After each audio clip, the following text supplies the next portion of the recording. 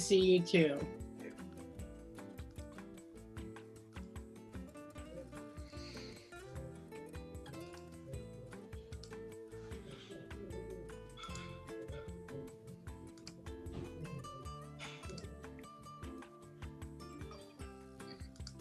See you too.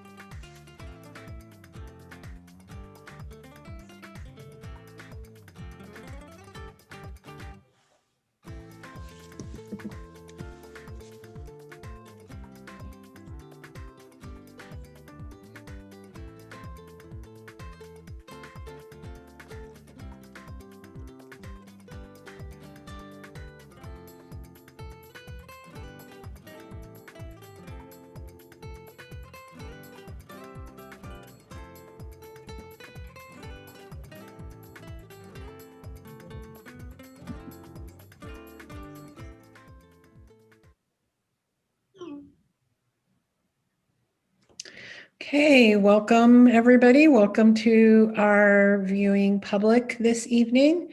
I'd like to call the October 7th, 2020 LCC Board of Education meeting LCC Board of Education work session into session. And we will start this evening with an acknowledgement of Homeland, and President Dr. Margaret Hamilton will do that for us this evening. Thank you, Chair Fragola. I'd like to start our meeting today with acknowledgement that the land we are on is the traditional homeland of the Kayapouya people. The Kayapouya were stewards of this very land for over 14,000 years before their traditional way of life was forever disrupted and destroyed. We start our meeting with humility and reverence for the original inhabitants, the Kayapouya. Thank you very much. All right, so we have a lot of interesting and great topics for discussion and information this evening. So we're going to go ahead and get started with a presentation on a strategic plan that the college will be embarking on. And I believe that Richard Plott, are you going to kick us off on that? And I'd also like to welcome Margot Helfland, who is going to be assisting us with that. Thank you. It's great to be here. Thank you, Chair Fragola. I believe the president's going to give us a short introduction, and then I'm going to pick up right after that. Okay, great. Thank you. Thanks, Richard. What we're going to do today is talk to you a little bit about how to approach strategic planning at a community college. Many of you have been on boards where you've seen it done. Some of you, I bet, have seen a strategic plan written in a day. Others, myself included, have seen it exceed a year to 18 months. So there is no right way to do this. It's what's best for the institution. And I think Margot has a tremendous amount of experience in this, as does Richard. And we met and we've chatted about what we think might be a good approach for this college. So I want to introduce Richard, who's going to be our in-house expert who will be working with our consultant. Richard? Thank you, and welcome everybody. The focus is renewing our strategic plan for the future. We're looking ahead not only to a new normal, but a post-pandemic environment. So to be able to transition into that very smoothly, we're going to focus on why strategic planning for Lane Community College, the context for the planning, a framework for our planning, the actual process, next steps, and we'd like to close out giving the audience an opportunity for Q&A. So next slide, please. Why strategic planning? Well, it allows us to have a shared understanding for every participant to understand that we have a common mission, common vision, and common goals. It allows for objectives to be tracked and for our goal attainment to be turned into a narrative to show what we have accomplished at Lane. It aligns our resources, which are precious to everybody in this day and time, and it allows us to impart integrated planning across the college.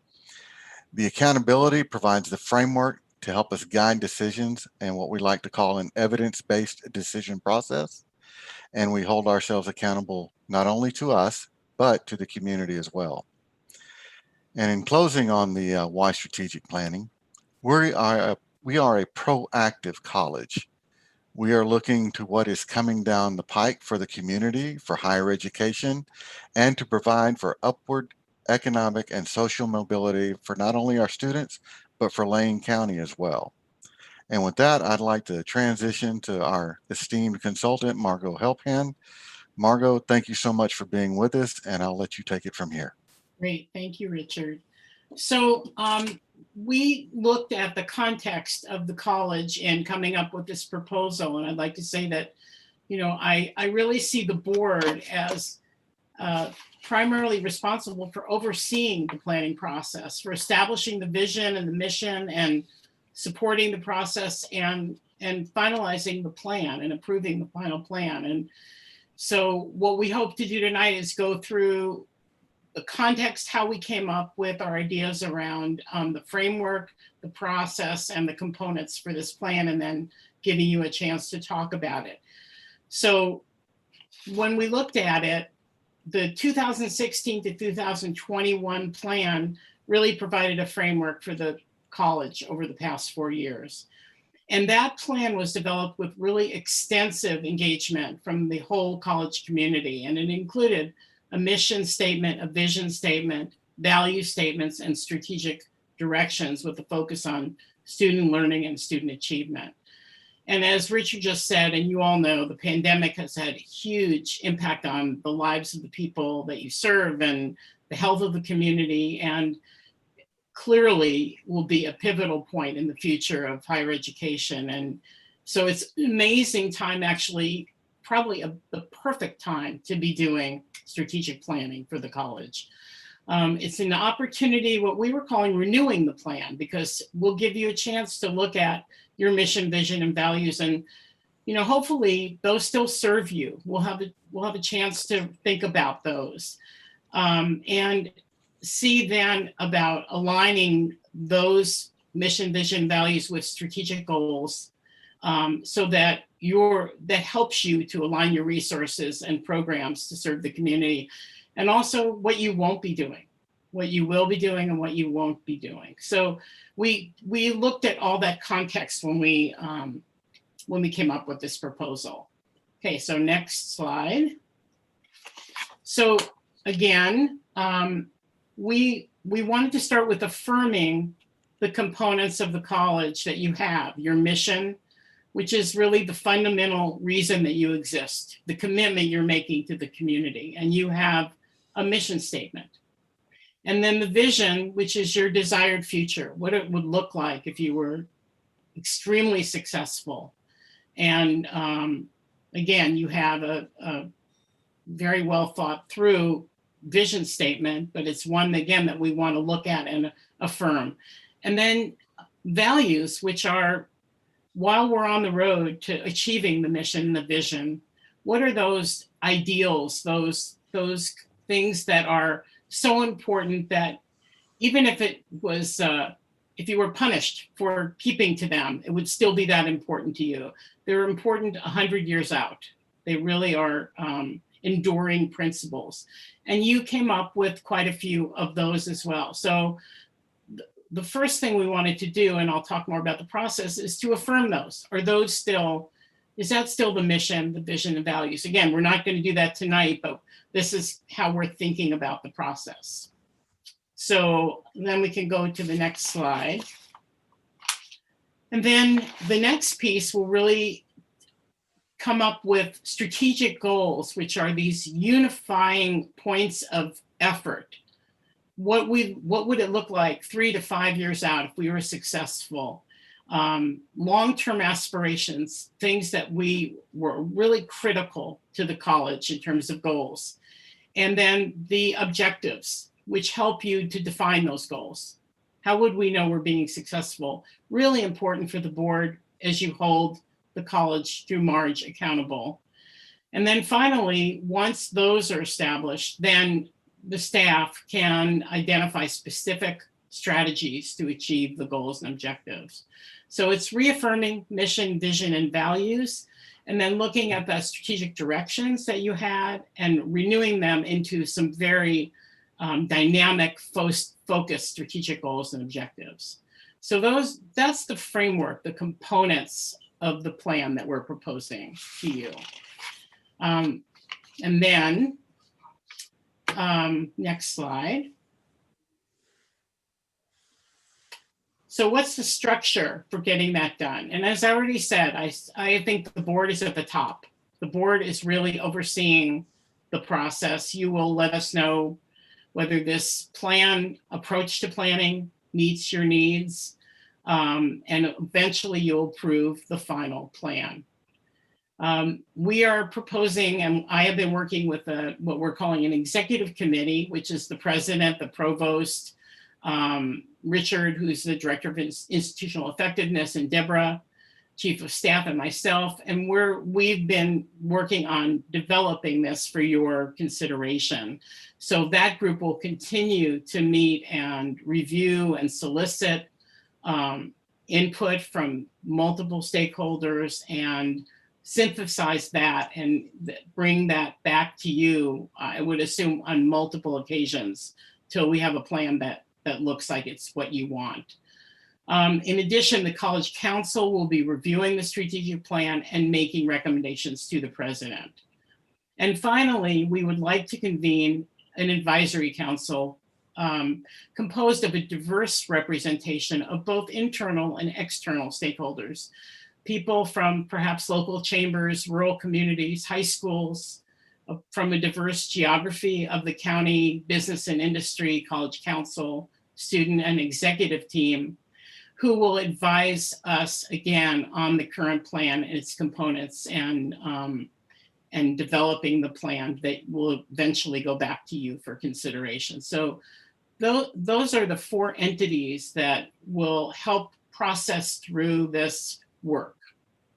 Okay, next slide.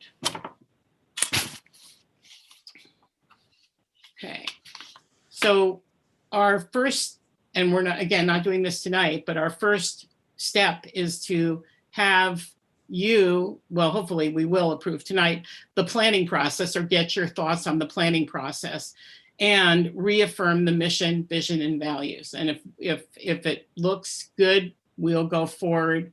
If you want to have more discussion around it, we can talk about that. Once we do that, we will convene, I think the slide should say the advisory committee, not the planning committee, sorry for that, and begin to solicit stakeholder input. And from there, we'll develop and revise the strategic goals and objectives. So before we do anything, we want to affirm the mission, vision, and values and the planning process, and then begin to solicit input from stakeholders so we can develop those very focused and dynamic strategic goals. Alrighty, and next timeline. So we're hoping that fall 2020, we complete the work on the mission, vision, and values, and we begin to engage the stakeholders. And in the winter, we would like to develop the goals and objectives and finalize the plan by the end of the winter. So that would be the timeline that we would be following.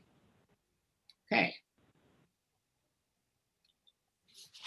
So Richard, you want to take it? Thank you, Margot, and appreciate that. The next steps for us will be, of course, finalizing the process, getting the board's affirmation on our mission, vision, and values. Let's see now, following on 2 screens here, excuse me. Once this is achieved, then we'll move forward with the next steps that Margot has mentioned. And I'd like to thank you all for being patient while we presented this tonight. I'd like to thank Margot for being with us and a part of the team. We certainly appreciate her expertise and insight and her work with the community, both present and past. And at this time, we'd like to open it up for questions. Do we want to take the screen share down maybe so that we can see everybody? And yeah, good. Thank you. Okay. I hope we didn't go through that too quickly, but go ahead. Okay. Great, thank you. So board members, if you could use your digital, or as I say with second graders, your blue hand, and we'll take some questions. We'll go to Melanie first. I had one question on the timeline. Winter of 21 felt really aggressive to me.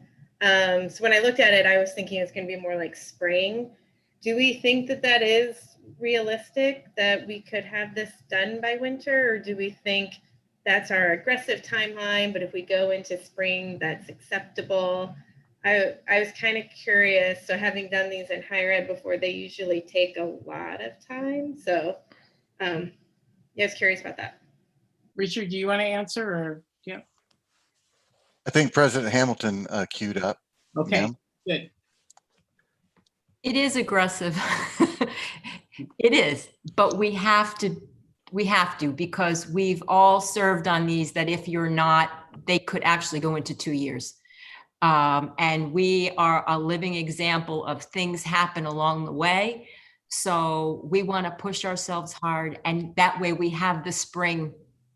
We have the spring for cleanup, Melanie, to tell you the truth. And we know that cleanup is a lot of work. It's going through those goals and objectives. And because that's at the college level and that's internally, the inside of the college will be looking at that more. So if we can get through all the stakeholders and get all that lovely input to make sure we've got the major categories correct, and the lofty goals, then that inside work can be constantly cleaned up until it's done. And can I jump in and just add that I've facilitated a lot of strategic plans, and where I like to have momentum when I do these processes. So, all of a sudden you're meeting once a month, you're kind of going back and starting again, and keeping up a level of momentum keeps people really engaged, and you can have a really good product from that. So, I mean, I don't think we have a date that we disappear, but I think we were aiming for that. Is that fair? Looks like you got a thumbs up there. Okay, Mike. Yeah, along the, in the category of aiming for it, are we aiming for a particular time frame for the plan, a 4-year plan like the last one was? Or do we have a different, or have we not thought about that? Or is that open-ended, I guess is my question. Good question. Mike, we will be on the same time frame.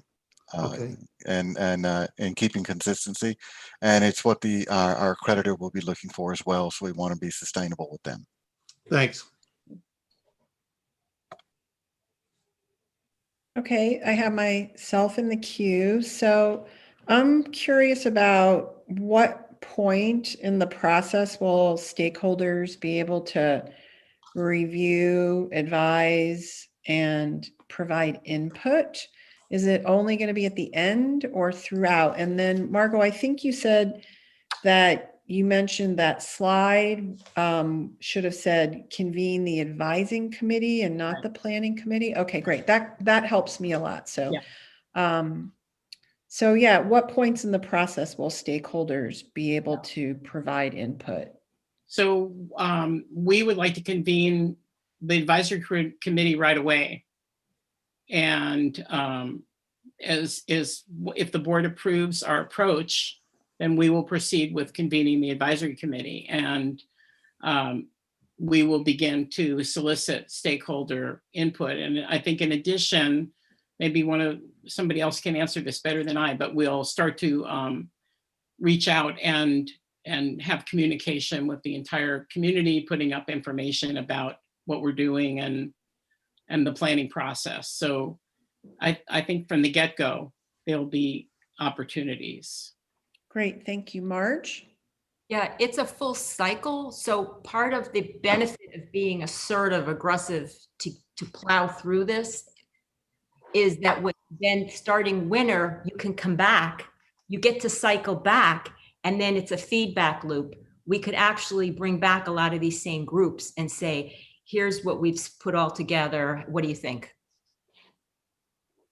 Okay, Rosie, did you want to go next? Yeah, forgive me, I was making notes so I wouldn't forget what I wanted to ask. I have a few questions. One is, one comment.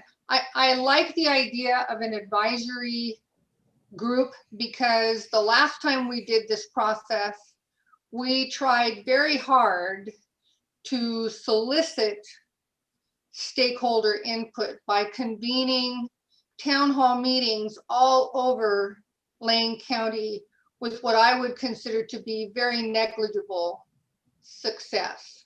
We would go to places like Veneta and 3 people would attend a community meeting. It just wasn't a process that seemed to attract to itself the kind of information the board was interested to acquire. So the idea of kind of getting a representative group together and using them as an advisory group, to me sounds like it might be a way more successful strategy. So I like that idea. I'm, excuse me, I'm more accustomed to strategic business planning, and often one does an environmental scan to inform the planning process. And I'm curious if there is a thought about preparing an environmental scan as part of this, because we have to look at what are the levers that are at work on LCC's ability to be successful in discharging its mission. I mean, it's not enough to just know what the mission is. We have to understand how is this year for Lane different from 5-6 years ago for Lane? And there's a lot that's changed. So is an environmental scan contemplated as part of this process? I would think that we would definitely want to do a scan in addition to other information, such as looking at trends, you know, community trends, future trends. So yeah, as we go about to do this work, when we start looking at the strategic goals, for sure. And I'd like to add on to that, that we are already engaged in the first steps in scanning. The first one was what we've already shared with the board on the economic impact for our county with Lane College. The second part that we are beginning now, we started this week with our same partners at MC, is a gap analysis that involves not only our programs, but the workforce future, what they see for the county. So yes, ma'am, we are on target and already engaged. And I'm assuming that will also include an observation that our provost has talked with us about in the past, which programs no longer seem to be meeting community need like they once were, and so forth. Yes, ma'am. In the gap analysis, there will be a program demand portion that looks at our inventory, those that need to possibly be stabilized or sustained, those that may be near retirement, but also we are focusing on futurists, on what programs we don't have that we need to engage in. And we will be looking not only at that, but any competitor that we may have outside the region that's engaged in those programs as well. It's a very robust look. Yes, ma'am.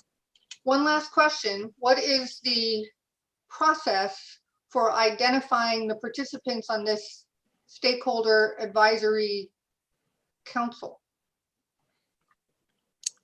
President Hamilton, did you want to respond to that, or would you like? Well, go ahead. I mean, we both can. Go ahead, Richard. Oh, no, ladies first. Well, I think, to tell you the truth, Rosie, we have to agree on that yet. We have to look at that. I will say this though, you go with what you know. We have some tremendously good partners now who know us, especially in business and industry, within the medical community, donors.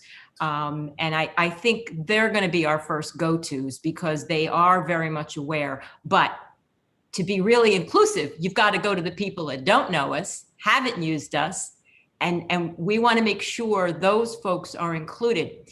They will not be the only stakeholders, though.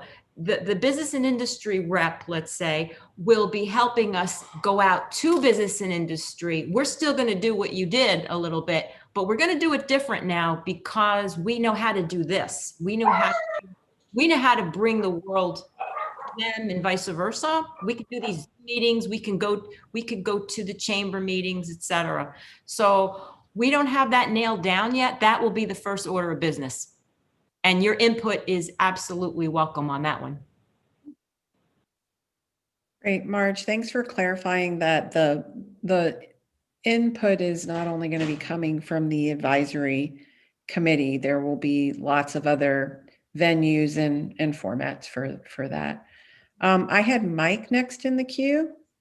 So I just wanted to make sure that we are being deliberate about equity lens and that we're clearly stating in all our materials that that's going to be a priority part of this process.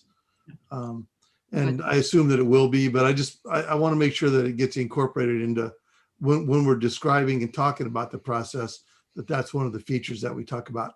Other than that, I'd just like to say that I'm impressed with the thoroughness. I think I worked with Margot, it must have been maybe 20 years ago when you facilitated something with Dave Frohnmeyer in the in the executive team. So I know you do great work, and so I think we're heading in the right direction.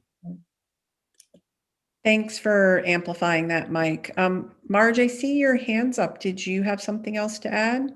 No, I wanted to, we did. I wanted to really explain that that advisory group was our connection to the whole sector. So believe me, we will not be just getting one person's take on a certain business sector. We want them to get up entree so that we don't have happen to us what happened in the past time. Great. So I did want to clarify one thing, which is that we are in a work session, so we don't necessarily make decisions in work sessions. And so we are providing feedback and input and getting questions answered tonight. I did have myself in the queue, and one piece of feedback that I did want to give is that I do have some concerns about the composition of the executive committee.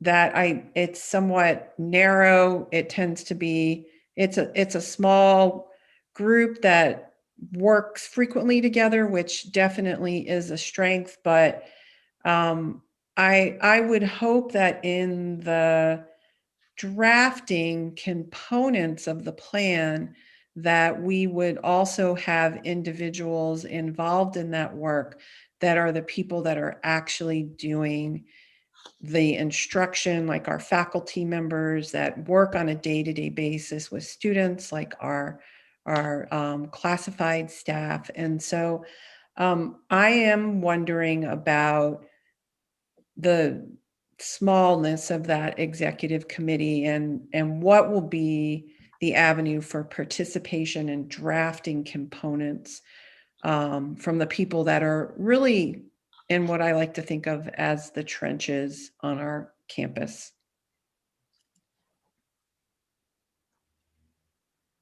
And I have, oh, Marge, did you want to respond to that? Yeah, when we were thinking this through, there's what you call the busy group, and that executive committee, we're making the phone calls, we're setting up the meetings, we're looking at the timelines, we're literally the administrative powerhouse that has to get things done, following up.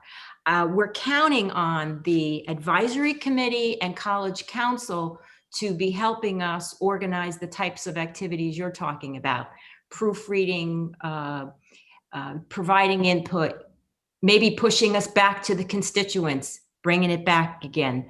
So those are the two folks. If you notice, one's more internal, one's more external. College council will be more of our internal constituent match, and the advisory committee will be our connection with the outside world. I have Melanie in the queue. I just had a couple more questions. So for the, excuse me, the advisory committee, so one of the things I noticed that was not on there was universities. So you have K-12, but I think particularly with the importance of transfers right now in the state, I would add a university representative to that. It fell off the list, Melanie. I apologize. Okay. That's great. And let me know if you need help suggesting somebody. I'm happy to help with that. I would also like us to think through, and I think we've mentioned this at a past meeting, but with the work that then the board wants to do on our own outreach, then how the outreach for this strategic plan into the community connects with the ad hoc committee of the work that me, Chelsea and Angela were doing. So figure out how to best utilize and not kind of get crossways with those efforts. And then the last thing with the advisory committee is we recognize like rural and geography, but then thinking through to the diversity components to it and representation, from our community to make sure, do we want to have like NAACP representative or something? I'm not, just for consideration. So making sure we have that. Yes. And then a question I had, which I'm a little confused about. tonight, did we need to talk about the mission, vision, values, or are we talking about that in the future? Margaret, when you were talking, it sounded like you wanted to hear from us tonight, kind of how we're feeling about those, or is that a future topic? Well, I don't want to rush it, and I think we only had a half an hour for this topic, but I think it is the next step, and it goes to the discussion of the timeline, because you did put a huge amount of time into developing the mission, vision, and values, and so, you know, a lot of process. I've worked with groups that spend a year just writing their mission. You have one, you have a vision, you have values, and I think we are asking the board to affirm them or tweak them or just say they're, you know, a lot of people put their hands on them, and if they are, if you do affirm them, and I know you're not making decisions tonight, but it is a first step, then when our work can really pivot to the strategic goals. Having said that, I do think that it would be good to have the advisory committee, once it's convened, give you some feedback about that as well. Yeah, so I was going to suggest that, because I love that idea of having the advisory committee kind of think that through.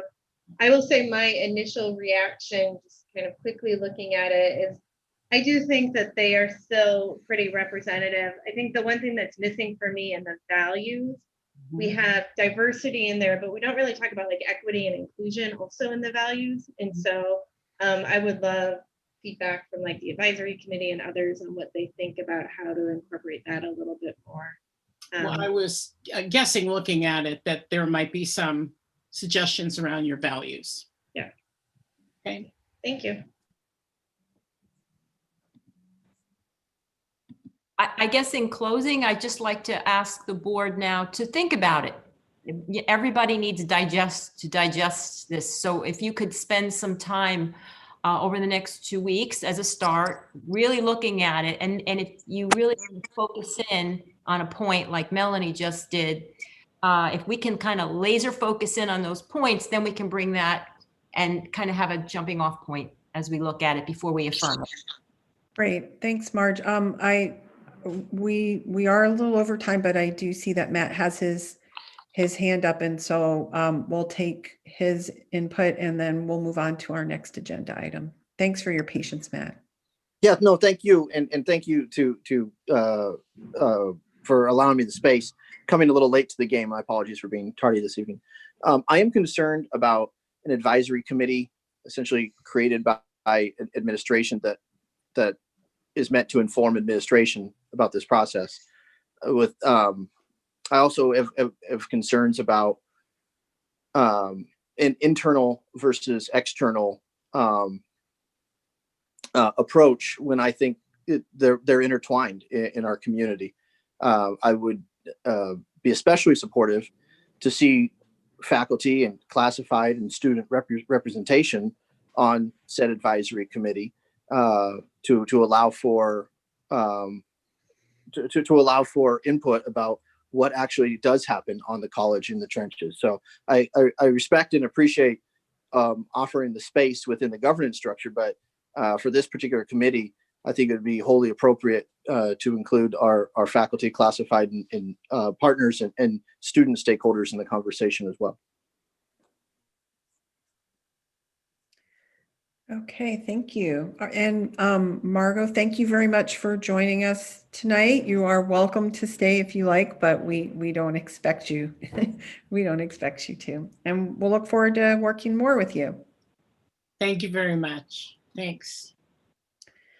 All right, so next on our agenda this evening, we have a report on the accreditation process and our 7-year self-evaluation cycle. And Richard, are you going to start us off on that? Yes, ma'am, and thank you. There's a couple of things in the board packet tonight for the agenda. One I'd like to start off with is our risk assessment on the entire process. The last time we brought this to you, we were asked to quickly develop a heat map, which we did. We've included another heat map. It's a little more expanded. And for a moment, let me explain the nature of the heat map and why it's important. Donna, I don't know if we're able to pull that up. If we are, it's the risk assessment and it's on the third page. The consequentials in a risk assessment are a positive for our college.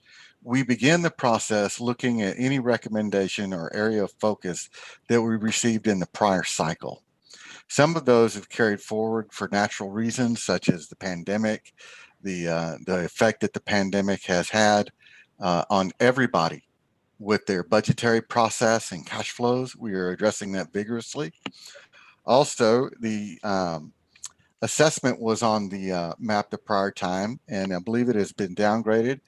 In the area of assessment, we've already got a mitigation plan. We have been put in place personnel, a dean for that Oh, area. excuse me one second, Donna. Mhm. We can see your control panel right now.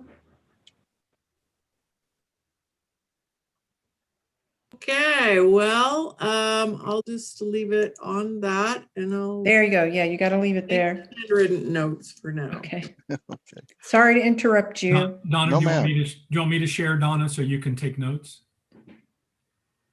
That would be great. Yeah, thanks. Okay, I'll do that. If you want to stop sharing, I'll pull it up.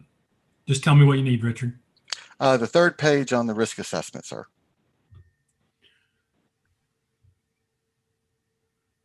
Thanks for everyone's patience with the technology. There we go. Great. There we go. Thank you. And as I was saying about the assessment of student learning outcomes in our programs, we are moving diligently forward with it. It was significant last time. It has been downgraded to moderate. The mitigations that are numerous that we have, and I'm not going to go over each one, are designed to bring us down a level. So every time we have a review, we did one this summer, we'll be doing another one this fall. Over the summer, we were able to mitigate from significant to moderate assessment. We are downgrading communications and so forth. So we would rather be transparent and show every possible contingency as we move into the process. So we would actually be harder on ourselves, hoping that the when it's read that the site visit will show that we're actually doing very well, and we may or may not get a recommendation, but we're trying to control the risk of the height of that recommendation. So in doing this, that's why we're bringing it in a map form, so it's transparent. We can report on the progress of each mitigation throughout. And the next time we see this in a few months, as we continue this process, that we will have more downgrades moving from significant to moderate and from moderate to minor, so that by the time we receive a site visit next October from the Northwest accreditor, we will be in good shape and transparent to show what we've learned over the past 7 years and how we have applied what we've learned. And with that, I give a couple of moments for any question before we move on to the next item.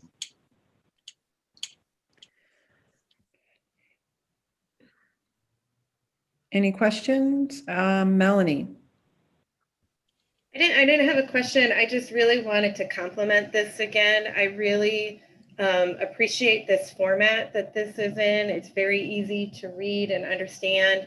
And it really makes me very comfortable that we kind of our eyes wide open of what the issues are and working to address it. So I just really wanted to, compliment. I've done it in the past, but call it out again, how much I appreciate this. Thank you. Rosie? Sorry, I should have been ready. Yeah, I too like the presentation very much, but could you just walk us back through the red, yellow, green? I mean, you've got red under all the way under moderate, but then yellow under moderate. So I just need to be reminded of how the color coding works. Certainly. Paul, if you could bring that back up for us. Excuse my leaning. I've got bifocals on, so I'm going to have to look into the computer. Okay. The red is what would happen if it remained unchanged. We estimate that we have no severe categories, which is excellent. The significance, they go in red, that it's almost certain that we would be spotted on this if we didn't have something in place to preclude it. So that's what it means by significant in the red. In the moderate, it's yes, it's almost certain they're going to look at it, but the impact and the consequence is going to be not as strong as it priorly was because of the interventions we've put in place. So what we're doing is if you're reading this, you go from the bottom left where it says rare and unlikely, both in green, and it moves up at an angle up to severe and almost certain. The way we're going is from the top of the right to the bottom of the left. That means we're bringing it down.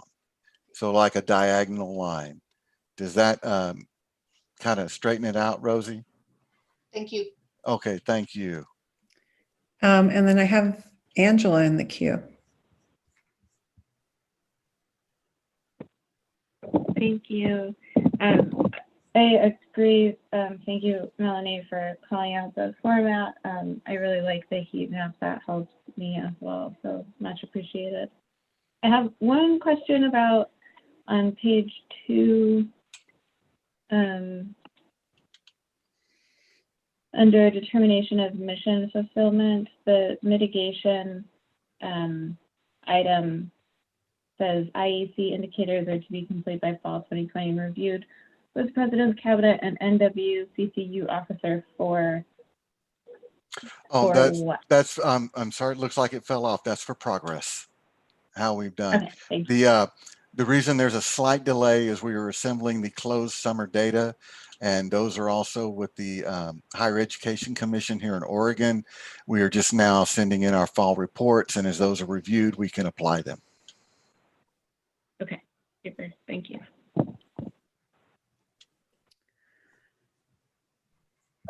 Okay. Sorry, ma'am. Didn't mean to interrupt. No worries. I'm not seeing any other blue hands in the queue. So if you want to go on to the second report. Yes, ma'am. Paul, if you could bring up the second one under the in the NUCU self-study. Okay. Just go ahead to the next page, please. Scroll down some. First of all, I'd like to thank our student for, we have a co-op student, Alyssa. She has helped making some of the graphics. We very much appreciate it, and it makes a nice visual for our journey through the accreditory process. This is where we are today. If you see the person walking, we are in year 7, the final year of the cycle. It requires that we have a comprehensive self-study completed, and that there will be an on-site visit based on the where we are with the coronavirus in the fall. It may or may not be virtual, but we are planning for both. We have had a very good success rate with our submissions, of which Tammy Stark will be bringing up shortly. And to know that we have been on time with everything on task and have progressively lessened any recommendations that we've had, and in many cases they have been dismissed. So we are approaching this 7th year study in good form with a very positive team, and we're looking forward to the site visit next year. And with that, Tammy Stark, our accreditation liaison officer, is going to continue with our current activities. Tammy? Hi, good evening, everyone. Thank you for the opportunity to be here with you tonight. We are on task and on time, as Richard has said. And in September, actually, I submitted the policies, regulation, and financial review report 5 days early, thanks to the excellent work by the 2 faculty members who work with me, the accreditation technical writer and the research and editor. In just a few days coming up, the NUCU liaison that we work with will have read our report and will meet with us, the President's Cabinet, myself, to meet with us and talk about their findings. This is a very informal process because, as many of you may know, the accreditation process at the Northwest Commission has changed recently. It used to be that 3 years and 7 years were the big years. Now it's 3, 6, and 7. So we have already started implementing some of the changes based on that year 6 self-study, and it was a really excellent process and very collegial, and a lot of stakeholders were involved in providing input, classified staff, and faculty. The next steps, if we could look at the next slide, please, thank you. I have worked with Richard and several others to create a very detailed work plan. And this year is going to be a little bit different. It's not focused on policies and regulations. It's focused squarely on student learning, student achievement, and institutional effectiveness.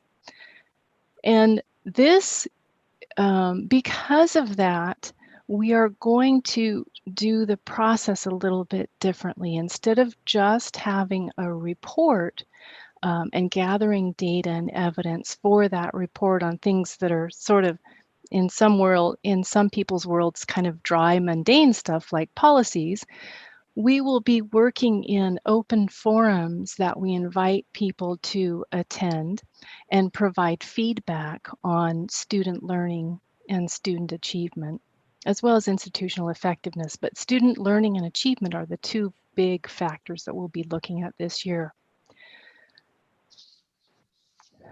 So the process will be a little bit different, and excuse me as well while I look at the screen. The comprehensive report, broad communication. We will continue to look at the risk assessment and mitigation process that I brought into this when I became accreditation liaison officer, and Richard, when he came into the college, continued to bolster that risk assessment and mitigation process. The report, we will submit that approximately August of next year.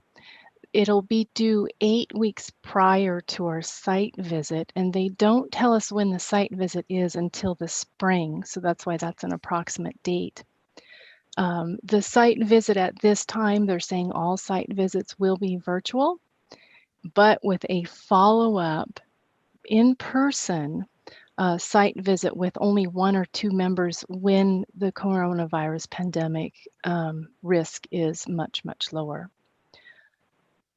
The work is accomplished by, as I mentioned, very collaboratively. That means we have several teams that work with me, including those listed there, as well as an ad hoc team through the Institutional Effectiveness Committee as needed. And in the past, we haven't needed that, but I do anticipate we'll probably do that in the future. And if we could look at the next slide, please. Thank you. This is just a quick visual snapshot of a tool called Smartsheet, which maybe you yourself use in your work, but it's a project management tool that we're leaning on heavily as we go forward. And it helps us organize the work, be transparent about the work, and also send out some automated messaging and those kinds of things. So it's a great tool that we'll be using. So that's why that's there. And the next slide, please. So that's an overview of where we are and where we're going. And we'd love to hear any comments, concerns, or questions that you might have. Great. I have Rosie in the queue. Thank Well, you, Tammy.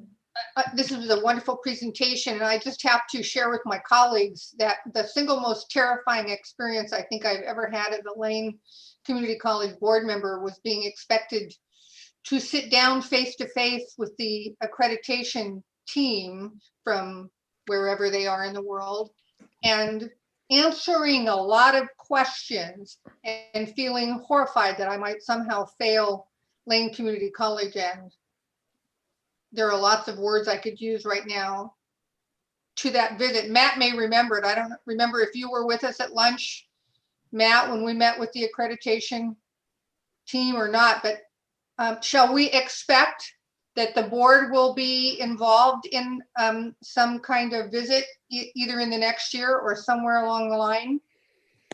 I'd like to respond to that. multiple stakeholders will be invited. I do expect it not only from the cabinet, but from the board, from the faculty, from the staff. They are very thorough in who they interview. So yes, ma'am, you are correct. So by way of making this comment, I'm giving my colleagues a heads up that you'll be asked. Thanks, Rosie. And just as a little follow-up on that, Richard, some of this does feel a little out of context for some of us, and I don't mean that in reaction to anything that is coming from staff. It's more a sense of us wanting to feel adequately prepared. And so I would encourage you, if you have any resources that you can avail us of, to please share those with the board so that we can really educate ourselves fully on this process and on the expectations. So I do have Chelsea in the queue, and you at your leisure share resources. Chelsea? I think President Hamilton was in the queue, so I'll let her respond to the last question, and then I'll go. Great, thanks, Chelsea. You're muted, Marge. Our job is to prep you. Our job is to prep you and to communicate, and that's probably why we were at high risk for communication, maybe from the very first visit 6 years ago or 7 years ago. I've been on, myself and a couple of the executive staff, actually, we've been the team, visiting team. So one of the things we like to do is find out how well boards have been prepped when you're a team. So we're well aware of that. And this is, Richard and Tammy have done a wonderful job. This is, they're going to take you baby steps from these, big overviews to each, maybe every probably quarter. Richard will come back and tell you, where are we? How the heat maps changed, because nobody likes a surprise. So our job's to prep you, and we're going to do our best. Great, Chelsea. Thank you. And thank you, Rosie, for bringing up that question. That was going to be one of my questions, and I appreciate the response. I just wanted to thank everyone who has worked on putting this presentation together. And I just wanted to take a moment to call out the wonderful work of the LCC student who did the graphic design. And I really love being able to see the work of the students here at LCC and have them involved in, as many of these projects and presentations as possible. As someone who went through the advertising major, having these sort of things in your portfolio is just so helpful when it comes to putting your portfolio out there to potential employers. So I just want to thank the team for having an LCC student involved, and thank her for her work, and it's really great. Thanks, Chelsea. So putting myself in the queue, one thing that I am curious about in this process is I feel like we tend to focus on what we're not doing well. And I do hope we can also hear about what we're doing well. I'd love to know what are some of the things that NUQ, am I saying that right? NUQ has actually said we're doing well, because yes, I think we want to know what we want to mitigate, but I think we also want to know what we want to strengthen and to continue to build on. And Absolutely. it's helpful for the board members when we are in that conversation to be well armed with that information. I'd like to respond as we assemble the report. And yes, we will focus on some of the risks, but we will bring items where we are doing exceedingly well and waving our flag and banner, so to speak, at what we've accomplished. And we are getting some accolades from our officer at NUQ, Pam Go. We meet with her on a regular basis. She has helped guiding this.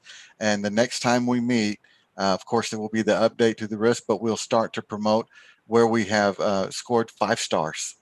Great, thank you. Okay, so we are at time for this topic, and I am going to move us on. Thank you very much for that report.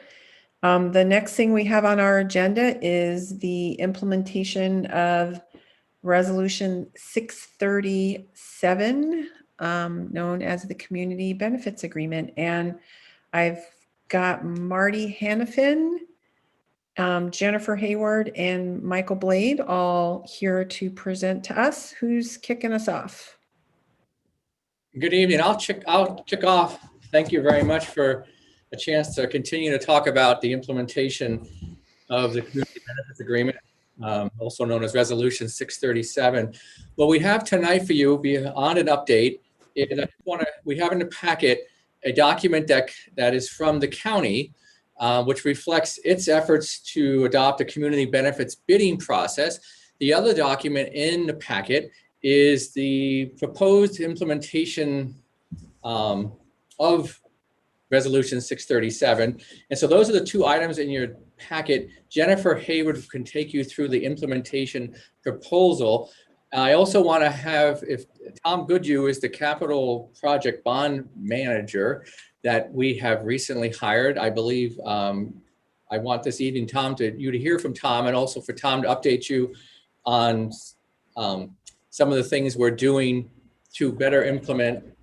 We have a good partnership and good conversation with the county. We're looking to continue to work with the county and to also benefit from its efforts, because it's trying to do many of the same things we're doing. I think both the county and we are sort of trying to maintain the right balance to achieve these outcomes, while also having successful outcomes and keeping our projects moving successfully and engaging the community. So other slight updates before I turn it over to Jennifer. We are moving ahead with the development of a training that we will make available on or before Thanksgiving that will make sure that area vendors and others who happen to come to our webpage or so can access the training to learn how to compete for the projects we have. We also have updated the Bond 2020 page to include a calendar of the projects, major projects coming through the bond. That gives, again, firms a knowledge of when we're doing what. So those are things we're doing to, again, actively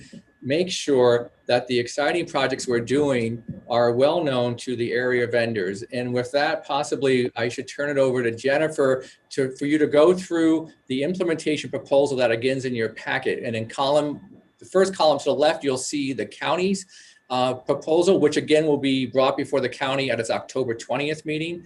And then the other column, Jennifer will take you through, just describes our take on it and how we will achieve the same outcomes. Jennifer, could you join us, please? Yeah, just real briefly, because our plan is essentially to mimic the Lane County plan.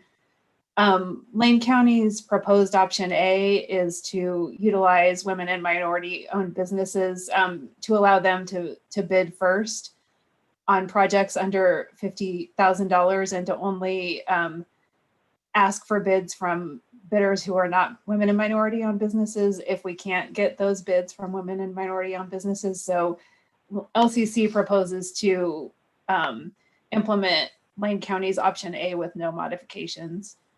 Lane County has an option B, alternative 1 and alternative 2.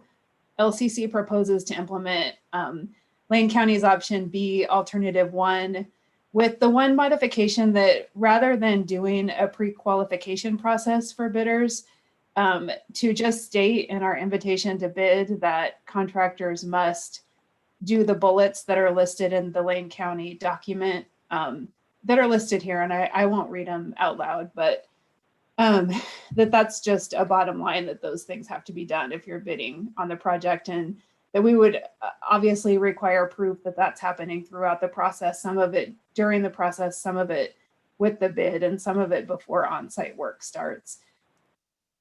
Lane County option B, alternative 2, is to, for Lane County, pre-qualify prime contractors and subcontractors to ensure that they'll be doing those bullets that I just talked about. LCC would propose to, rather than pre-qualifying, doing the same thing, requiring some or all of those bullets also for some major subcontractors. But we felt like because we only got this document from the county a couple weeks ago, the county hasn't really figured out how they're implementing these things yet. We'd like to take a little bit more time before we commit to exactly what we're going to do on this one. We would like to include some major subcontractors, but we need to study which subs it would be appropriate for, which wouldn't, for example, some types of subcontractors don't use apprentices. So it wouldn't make sense to make them do that. Those are the kinds of things we need to study and get through before we have a firm plan there. And then lastly, we propose to implement the option B, same as in the Lane County proposal on projects at $1 million or more. If I could ask the chair if it would help other members, Jennifer, if it would help for Jennifer to maybe just take you through small to large, just an example of a project that will be funded and what the process will look like. What she just described to you is the overlay. And if you don't need her to do examples, I just always find examples helpful. Would you like her to give you examples of types of projects, or are you okay with what she's described? I think we love examples. Yes, please. Okay, so option A, an example of a project under 50,000. We recently had some siding fall off of building 3, and we had to hire a contractor to come and put that back on. So what we would do is we would look at the list of contractors who are women and minority-owned businesses in the state of Oregon, identify three of those contractors who could do that type of work and ask them for bids. And the low bid would get the work. So the idea there is to not look outside of that pool for the small projects, $50,000 and lower. Or between 10 and 50. So an example of an option B project of over $1 million would be, for example, the Health Careers Building is one example, except that's a little bit different because that's a CMGC project. Tom, feel free to jump in if you have some $1 million project examples handy. Hi, Tom Goodhue here. I'm glad to be part of the Lane community now. Some other projects might be, there'll be some upgrades of mechanical systems, which will probably fall in between, over that $1 million, or upgrading building finishes and classroom upgrades would be some other things that we might be doing, a combination of mechanical and electrical as well as finishes within a classroom that, or a series of classrooms that would require a range of different types of trades as well as that. Does that help? Could we take questions as we go along? Sure, Rosie. I was going to let Jennifer finish the examples and then we'll do some questions. Jennifer, did you have a final example you wanted to offer? Yeah, just one final one. Tom sparked my memory, which is one of the identified projects is Florence Major Maintenance. So that's about a $4 million project, which doesn't meet the threshold of being a CMGC project, but it's a perfect candidate for doing the project by just putting out in the invitation to bid that if you would like to bid on this project, you will be paying full family health benefits to your full-time permanent employees. So, that's just one example of that. Great, thank you. I found the examples very useful. Tom, I am going to let you know that we're getting some pretty bad feedback. I don't know if anyone else was when you're using your mic. Yeah, I saw some head there. So just maybe checking the connection. And just to clarify, my understanding is that what we're talking about here is more specifically for the bid, the design, bid, build model, and the CMGC model is still has the flexibility that we've talked about before. Is that correct? Yes, and in the CMGC model uses a request for proposal process rather than a low bid process. So we would put in the request for proposal that these bullets are the expectations, and we would ask them to talk about in their proposal how they implement them, and then we would be scoring them on how well they implement these items. Okay. I just wanted that clarification because I'd like board members to understand that we're not totally changing what we've heard before. It's just that there still were some areas that needed to be developed around the design, bid, build option. And so this is the effort and the progress that's been made around that piece. Go ahead, Rosie. Thank you. Really great presentation, very helpful. Thank you. I actually have two questions, and I hope I can remember them both. But my first question is about the first example that you gave, where you said we would give minority and women-owned businesses an opportunity to bid first. But then you said something that really got my attention, is that these women-owned and minority-owned businesses could be located anywhere in Oregon. And to me, if that's the case, to me, that does not line up with what I thought we were doing when we built a CBA agreement expectation. The goal was to optimize the amount of business we do with Lane County-based businesses. I know we can't do all of it. I get that. But I would not want us to go soliciting a certain category of businesses outside Lane County and award a bid to a company that does not pay taxes in Lane County at the expense of a company located in Lane County that pays taxes to Lane Community College in Lane County. So, Yeah. so I'm concerned about that.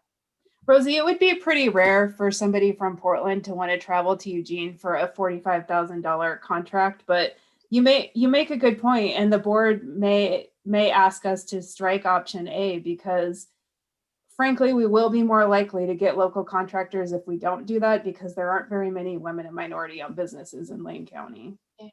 Yeah. So I mean, it's kind of a choice between local and women and minority-owned businesses to some extent. And maybe Greg Evans can speak to that a little bit if he wants to. It's okay. I don't need any background on that. I just wanted to ask if I was misunderstanding our board intent in adopting a CBA. Was it to try hard to ensure that companies that and residents that pay taxes to Lane Community College have the first opportunity to bid for business with Lane Community College?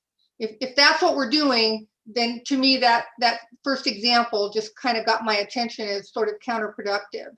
So Rosie, yeah. I do think the intent is to make sure that we are supporting the local community, and it's not only the local business owners, it's also the local working families. Oh yeah, exactly. Right. Exactly. And sometimes you might have a business like right over the county line that employs people I get locally. that. Yeah. I get Okay. that. Great. As long as you know the majority of our expectations are met, I get that. It's just not what that first example sounded like to me. It sounded like we were going somewhere else in Oregon on a small piece of business that could just as easily go to a local company that doesn't happen to be women or minority owned. So I just wanted to clarify that for myself. Great. My other question is, I am grateful to Lane County for wanting to share their hard work on all of this. I continue to be concerned that we not slow down in getting our projects teed up and out to market, because the single most important thing we could do is help people gain good quality employment. So I saw that Greg wanted to respond. I'm gonna let Greg respond, and then I saw that Michael Blade had his hand up. We'll go to him and see if he had a response for you there. Yeah, with the issue of minority contracting, it's really difficult around here because we don't have the the depth and breadth of businesses, particularly in the construction business, that is available in another part of the state. That being said, I know that for this kind of work, you have the local community is defined as the state of Oregon. But I do know contractors who are based outside of Lane County that want to come in here and do work and hire Lane County workers. One of them is a drywall contractor whose grandkids went to LCC, and he wants to integrate them in his business.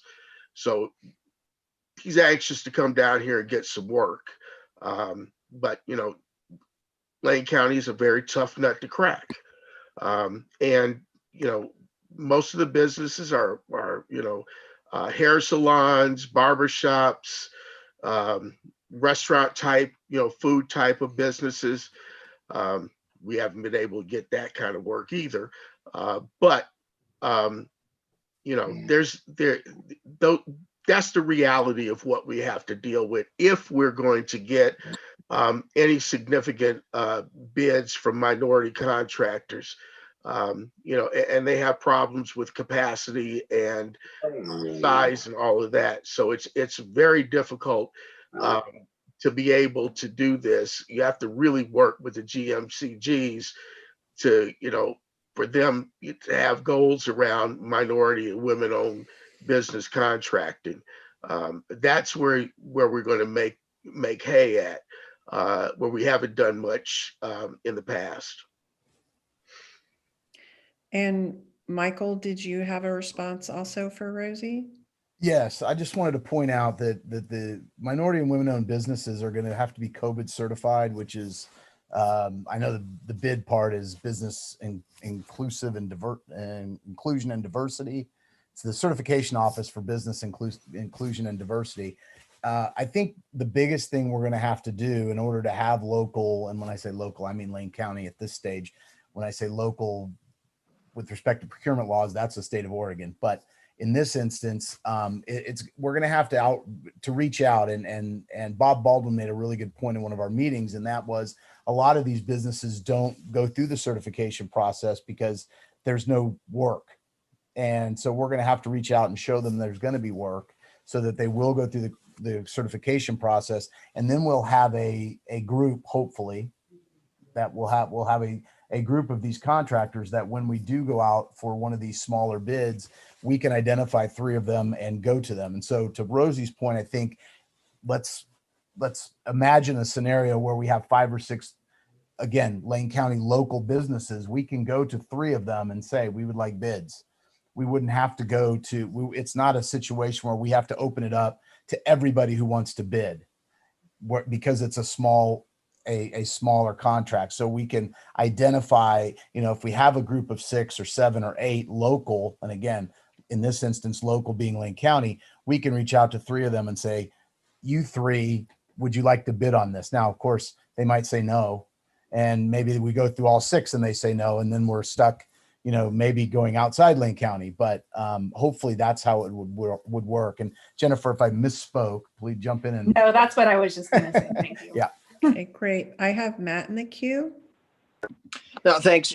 You all kind of covered it in regards to local being defined by the state for procurement purposes as a statewide definition. But we also had this conversation early on to look regionally in that a company out of Roseburg or a company out of Salem or from the coast, a contractor that hires locally may not necessarily be based locally. But I think we've covered our bases, and the intent of the board is understood without getting the college in any kind of legal hurdles. So just organically throughout the conversation, you addressed what I was going to bring up.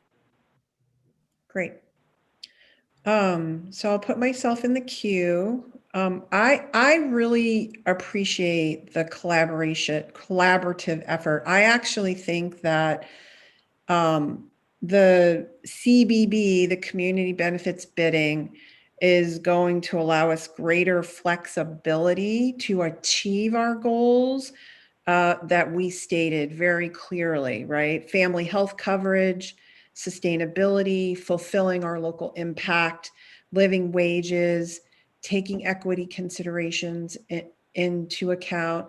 It'll give us that flexibility, but still allow us to honor the lowest bid in terms of the way that the design bid build process works. And so we actually, through the collaborative process with Lane County, have gotten to a place that allows us to achieve our goals much more quickly than we may have had if we didn't have that collaborative process, right? And so I really appreciate that collaboration, and have been reading a lot about the metro area process that started in 2018 and began to be implemented in 2019 to do some of the same work, including increasing the number of women in the trades, the building trades, and the number of communities of color in the trades, and making sure that we're investing in those communities. And it really took the Metro Council initiating it and then beginning to collaborate. And I think now they're collaborating with over 80 different groups, right? And so I'm really excited to see LCC spearheading this work in collaboration with the county. I think we'll get a lot farther, a lot quicker. And so thank you for bringing this information. I feel like there may still be quite a few questions about this. We are not making any decisions in the work session tonight. And so I'm going to give us another maybe 5 minutes to ask questions, and then suggest that we may also want to send additional questions that we have to Marge, who'll communicate with staff. Melanie? Yeah, I know in the past we've done like small group learning sessions where, you know, 2 or 3 board members might get together with the administrators who are responsible for an area. I know we've done this around budget in the past and did kind of more in-depth learning. I really feel I could benefit from something like that around this. I really feel out of my depth in even understanding kind of the basics behind this. And I don't want to be a hindrance to the college as we need to move forward on rapid timelines. So I don't know if it's possible with maybe like Jennifer and Tom, now that he's here, and Marty and Michael. I don't know if we could do something like that. Great. Yeah, that's great. That's a great idea. Thanks, Melanie. You mean all those acronyms, CMGC, CBB, CBA, CBBP? You're not tracking that? Yeah, I think that's a great idea. And Marge will help set that up for us. Awesome. Any other questions from board members? Melanie, sorry, Angela. I think that the question has been sort of asked, answered, and circled back around plenty of times, but I was wondering, when we're looking at this list of COVID certified businesses, are we able to tell where they're located on that list? Could we use an additional filter? Yeah, they are listed on the State of Oregon website with their business address. And like Michael Blade was saying, we can look for the businesses in Lane County first and ask them for bids first, and then go out, you know, make concentric circles outside the county if we don't get bids from inside the county. Michael? Okay, cool. I was just going to add that, you know, if it comes to pass that Greg's concerns are valid and there just aren't very many minority-owned or women-owned businesses in Lane County that wanted to compete, another way to potentially expand the COVID certified bidders would be to include veteran-owned businesses that they're also potentially in that group. I don't know that they're as underrepresented in getting bids across the state as probably minority and women-owned businesses are. But just want to bring that up as a possibility to expand, to add to the possible contractors that we could look at. That would go to Rosie's point of trying to keep it as local as we can. Greg? Well, and the other thing I'll point out is that we have a number of women businesses and some that are in the trades in Lane County, not a lot, but the minority businesses are more focused on the professional sector. So you have lawyers, you have a few doctors and some insurance people, and so some of those professionals can get work with us, or should be able to get work with us, but we really have to make an effort to be able to go out there and get them and bring them into to Lane and say we're open for business, and you have an opportunity to bid on business or get contracts here. Thank you.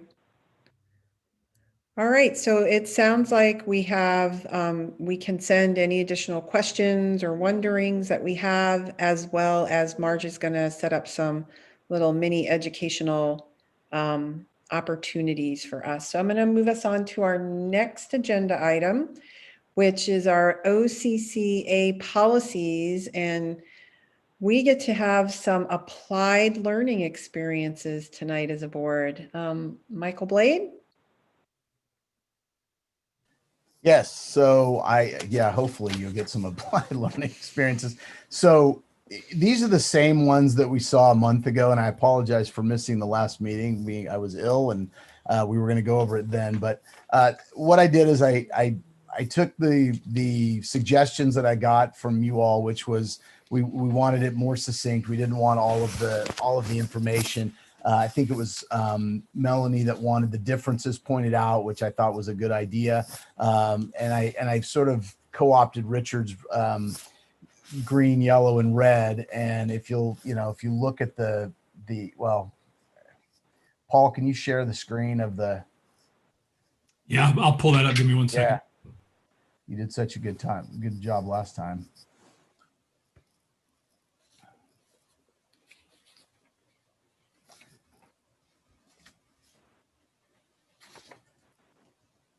So basically, and here it comes. So what you've got is the green overlaps are where the OCCA board policies and the Lane board policies overlap very well. They're never going to be perfect. It's never going to be exact, but I tried to point out the differences in the middle column there. But really what OCCA is saying and what Lane's policy is saying are pretty similar. Those are going to be, they're green because they're going to be, easy to go forward with.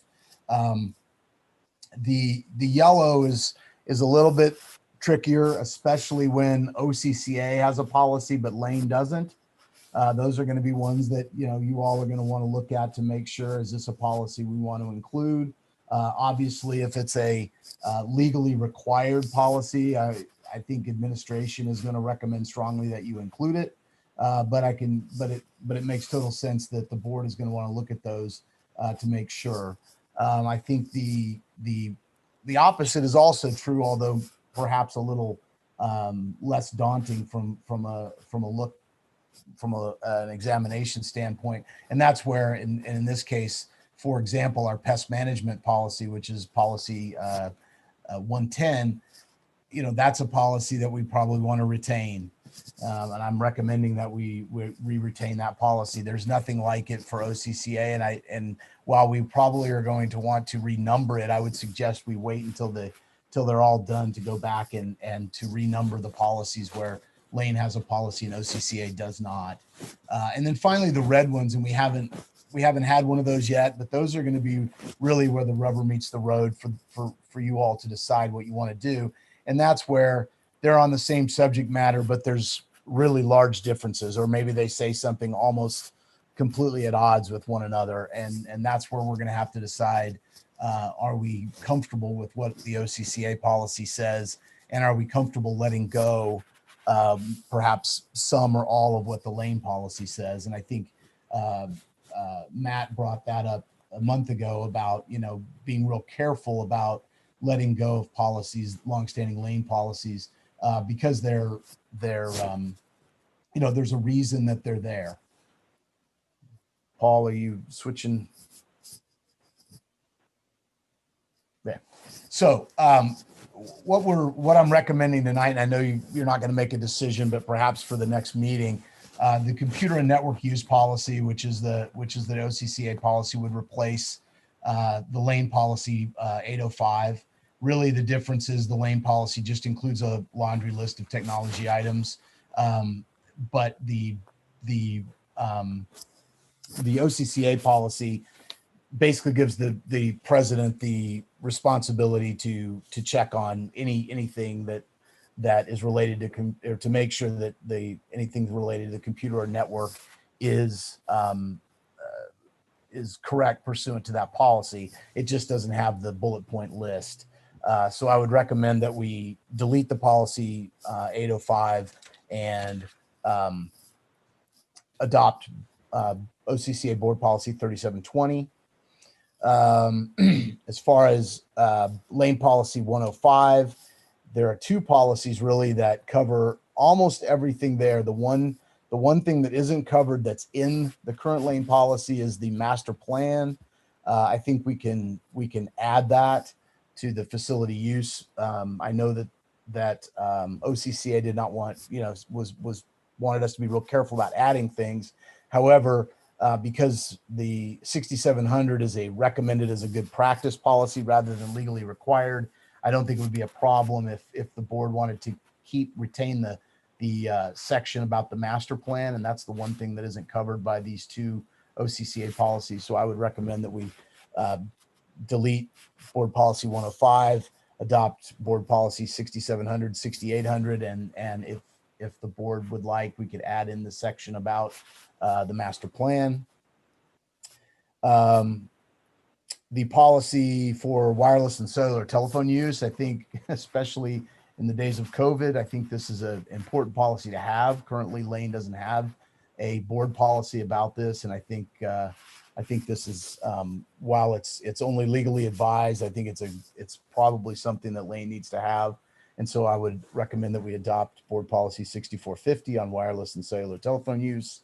And then, as discussed, retain Lane board policy 110, which is the pest management policy, in its current form. And again, at some point, when we're all done with this, we'll have to go back and renumber so that the numbers make sense. But I would like to wait, if the board is okay with it, I'd like to wait till the end so we can see where we can slot those so that they make sense. And that's the end of the recommendations for this. Oh, and one other thing I would say. So before I was doing chunks of lane policies and comparing them to OCCA, in the future, if you all like this sort of presentation style, what I'm going to do is I'm going to switch back. Karen Smith made a big point that she thought it was better if you took a chunk of OCCA policies and compared them against current lane policies in our case. And so I'm probably going to go to that model rather than comparing a chunk of lane policies to OCCA policies. So, questions?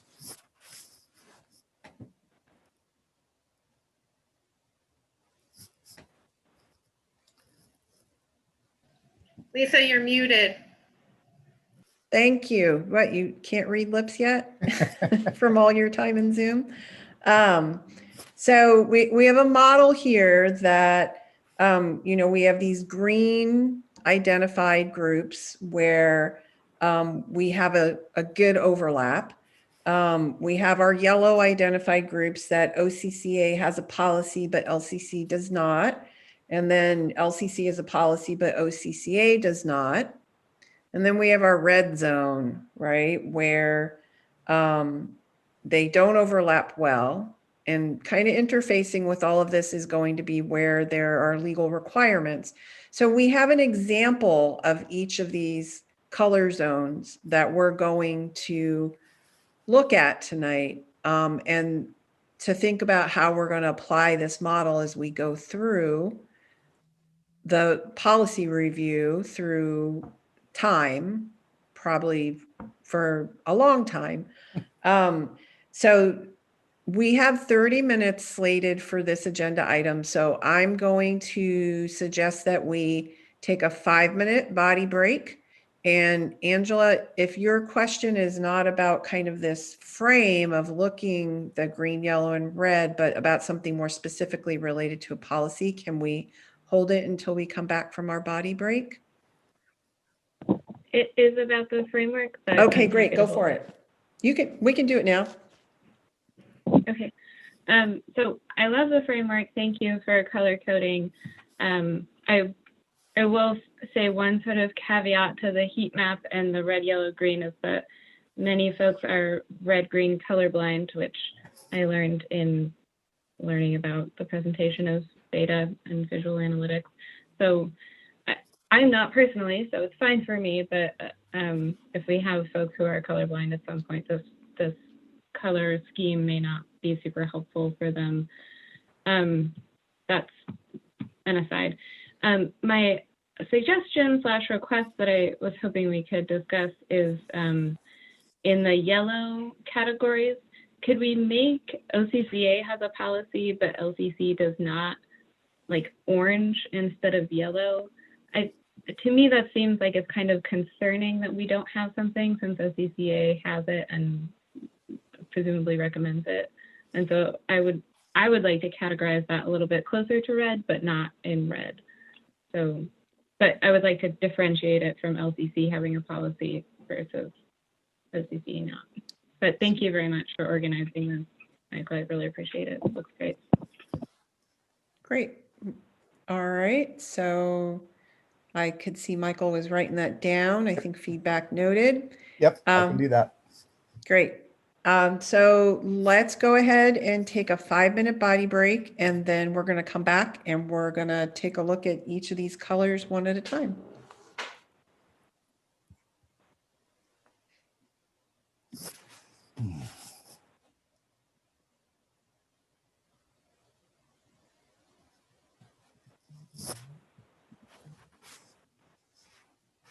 Hello? Hello? Yes. Who is that? Sorry, I wasn't on mute.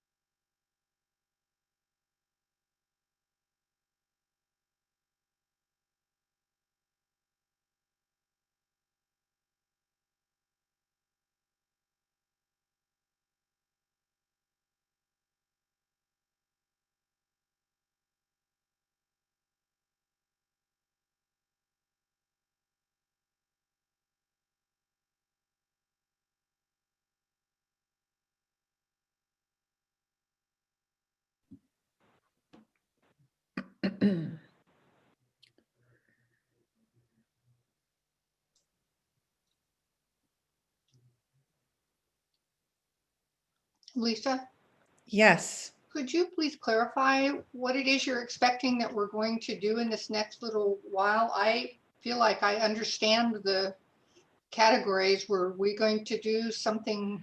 We were just going to more? do a little bit of a applied learning and take the categories and just see how we might utilize them to actually think about a policy.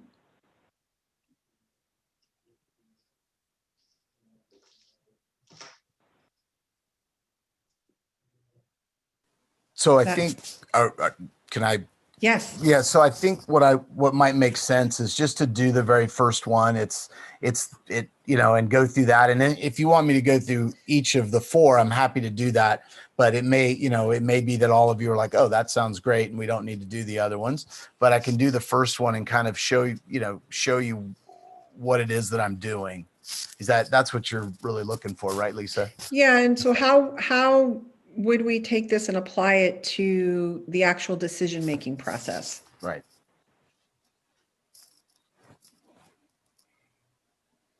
And we're ready to go. Okay, so we'll start with the first one, which is the computer and network use, and again, I don't want to read them to you, but in looking at the two policies, the lane policy and the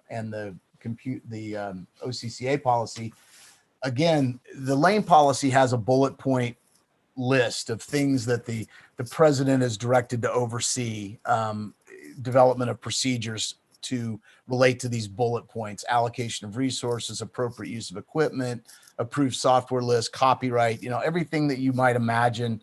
And it's not an exhaustive list, but all the things that you might imagine that relate to computer and network use on campus.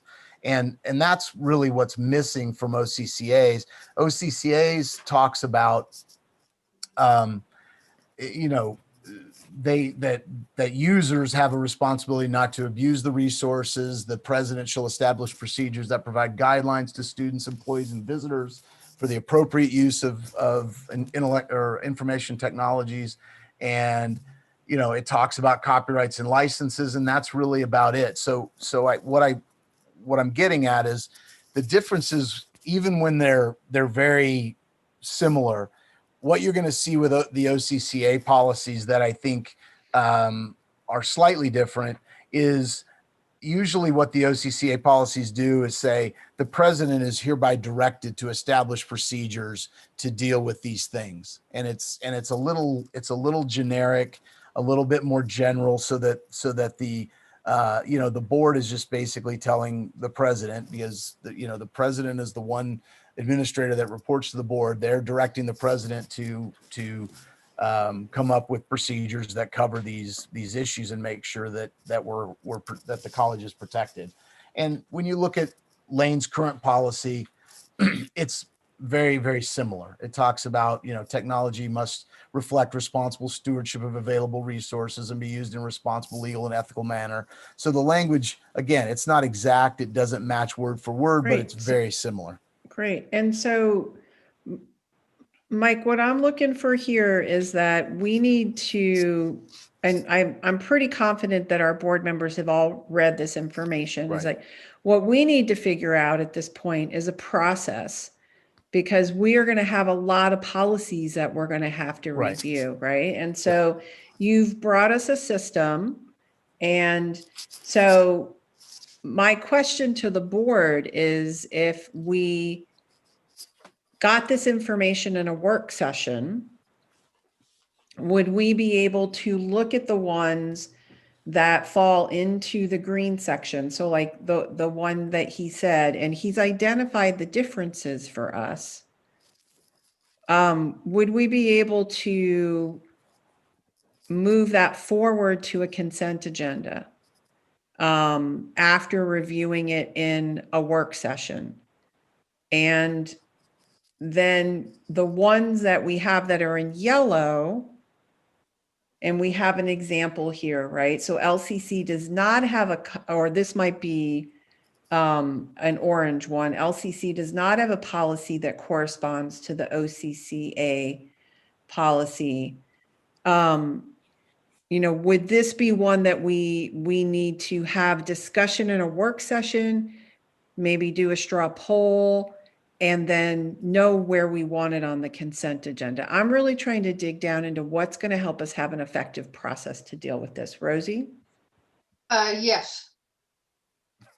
Yes, I would be able to work with this construct, and I would welcome green ones to appear in a consent agenda and orange ones perhaps to be explained in a work session setting for a prescribed amount of time. This is important work, but it's not the only work we have to do. So I really appreciate what Michael has done with this. It's totally easy to follow. And so the answer is yes, I have enough. Okay, great. Thank you. Okay, how about, so I'm seeing a thumbs up from Chelsea that this would work for her. Okay, does anybody else have any other questions or feedback? Thank you, Mike. Okay, so based on that, what that would mean to me at this moment is that the two green ones we have in front of us would be on our consent agenda, that we would move those forward unless there were not any significant concerns expressed tonight, and that the orange one, we would have a brief conversation about it at the board policy. And maybe the yellow one as well. So I am we can try that at our board meeting in October, and we'll see how it goes. Angela.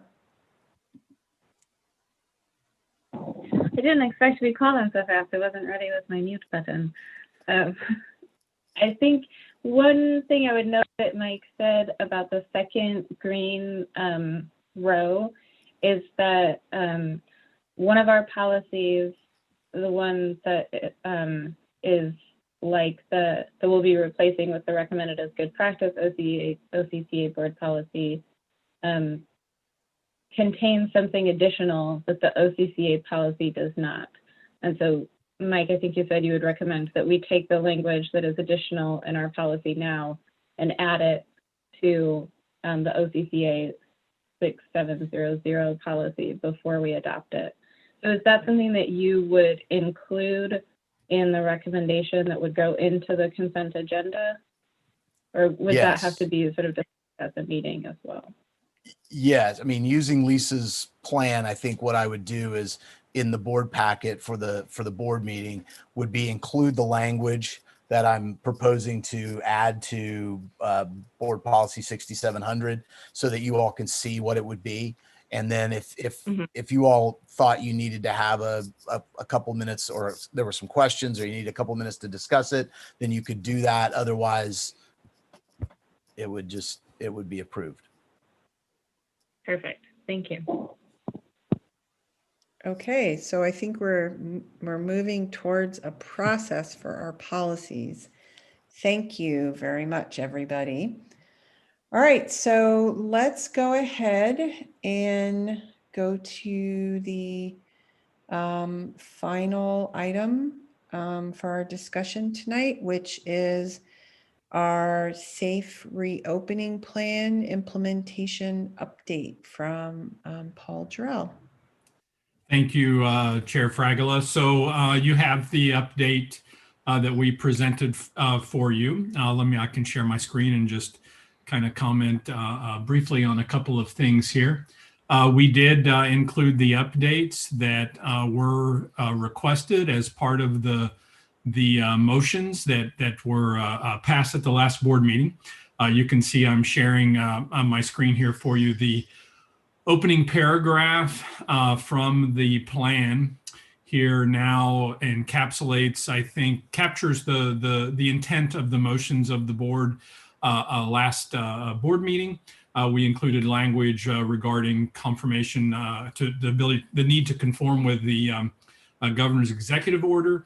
We also added language indicating with links to the University of Oregon Lane County alert dashboard, and our intent to use that dashboard to help indicate times when we might need to have conversations about behaviors on campus.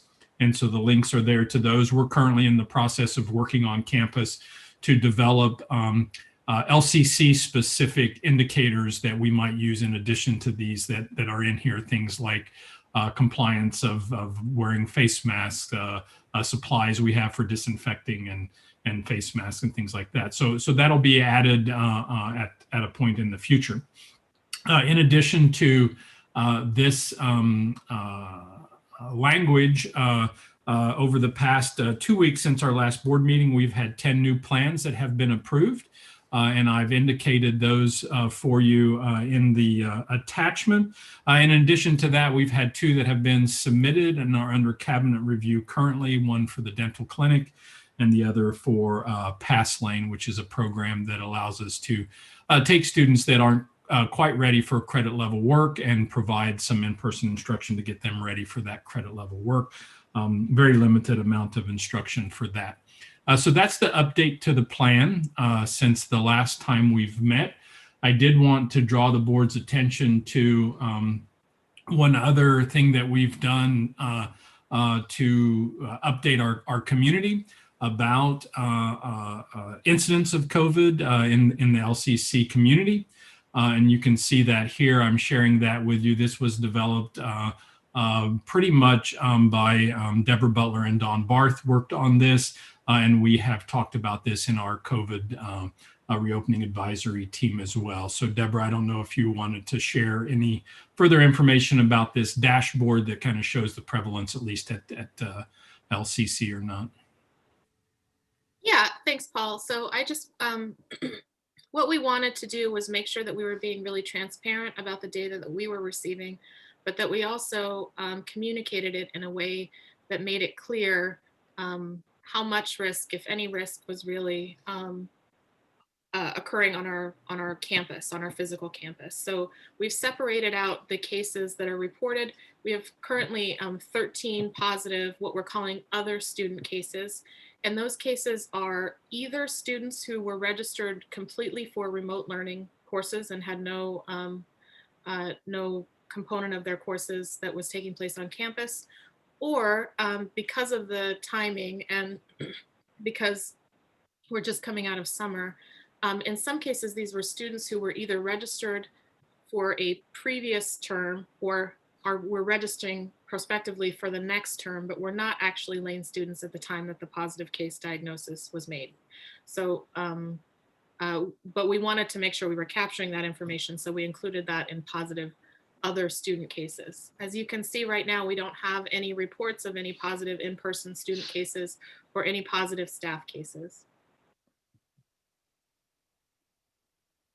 Great, thanks, Deborah. So that's the updates to the plan that we've had since over the past 2 weeks since our last board meeting. We certainly can answer any questions that you may have about either those updates or the dashboard. And then there's also some time available for Mike Blade, General Counsel Blade, to discuss liability, I think, as part of this agenda item as well. Okay, great. Let's start with Chelsea. Thank you. And thank you for this update. I really appreciate this dashboard and the transparency of it. And I just wanted to, in case I might have missed this, but I just wanted to clarify for purposes of this dashboard, what the definition of a student is in terms of, I mean, is that anyone taking any amount of credits, or I guess what is the threshold for considering someone a student as part of this dashboard? Yeah. Yep. Oh, go ahead, Deborah. Sorry, so that's an excellent question, Chelsea. And the way that we the way that we're counting students for the purposes of this dashboard is any credit or non-credit student taking any number of classes. And if they are taking any component of any class in person, or there's any in-person component of any class that they're registered for, they're listed as an in-person student.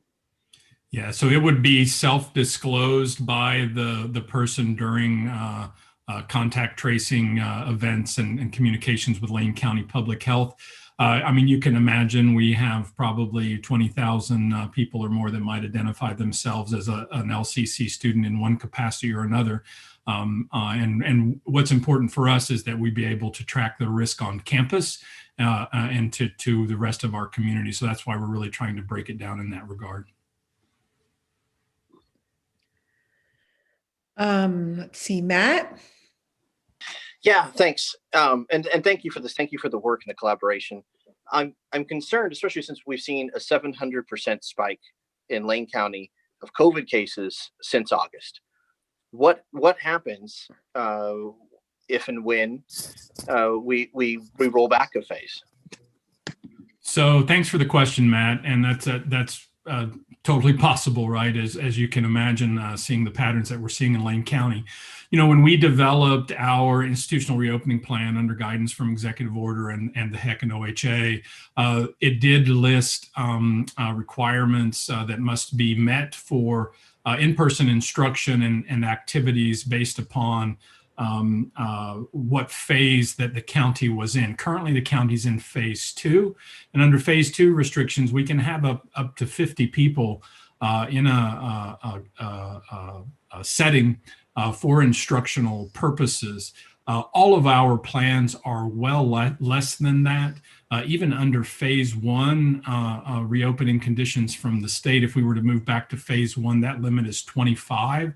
Most of our plans where we're bringing back in-person instruction have 10 or fewer persons, all maintained by social distancing in that setting by distances well more than 6 feet. That is the recommendation. In some cases, it's upwards of 15 to 20 feet in between students in areas where we have that large square footage in CTE areas, and especially to cover that. In other areas, we're maintaining, you know, the 10 to 12 foot distance between students for the most part, and we have less than, you know, half a dozen or so students at any given point in time in that space. Okay. Marge. You're muted. I just want to add to what Paul said so very well. At the end of the day, Matt, we're going to be fine. We're ready. The president rolls us back. He has a plan, and we're going to be okay. Because 90% of instruction is already remote. Yeah, thanks, Marge. And all of the plans that have come through, all of the sponsors and stakeholders of those plans are aware that conditions could change and that we have the ability to, at any given point in time, move those activities remote where possible and terminate the in-person activity for the safety of our community. Okay. All right. Was there another part to the report, Paul? I'm not seeing any other hands in the queue. Nothing more for me. I don't know if you had questions. Mike had some comments, I believe, briefly about liability or what we know about that at least. So Mike, if you want to let them in on that one. Yeah, I wish I had better news or any news, frankly. I'm sure as board members, that's always something that you're concerned about is liability. And currently, we really don't know anything. Our insurance provider pays, we have $50,000 worth of coverage for legal entanglements. And, you know, as most of you, I'm sure, realize that if there's a big outbreak of COVID and a lawsuit filed, $50,000 is not going to go that far. If it gets all the way to trial, we're going to be, you know, there's going to be some other funds that are going to need to be brought to bear there. That being said, following the CDC, the Lane County Public Health, and the governor's guidelines, I mean, that's the best that we can do right now. to make sure that we are, we have an adequate defense to anything that should come up. I know that the legislature is looking at potential liability protection for businesses, whether that's a public entity or private businesses. The federal government is also looking at that as well. Brett and I know Karen Smith with OCCA, myself, we're keeping close eye on what Oregon's doing. I'm sure that if the United States Congress passes something, that will be news. Everybody on this call will know about that, but we'll keep an eye on that as well. So at the moment, there's no liability protection per se, but it wouldn't surprise me at all to see some kind of liability protection provided by the government, and we'll keep you informed if that does happen.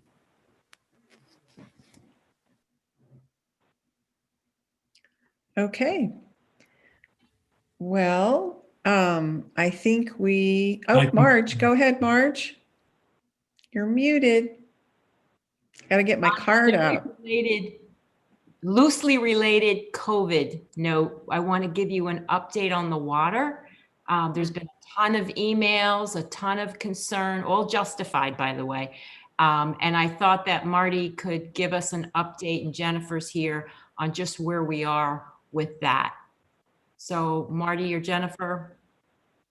Yeah, thank you, President Hamilton. Am I muted? You are not. Now you are. Now you are. This whole experience will be the phrase, "You're muted." I'm sorry that I didn't do that better, but thank you, President Hamilton. Yes, and Jennifer's with me. We can walk through, if you're already aware of the situation. We went into this shutdown like all institutions, knowing that we'd come back open.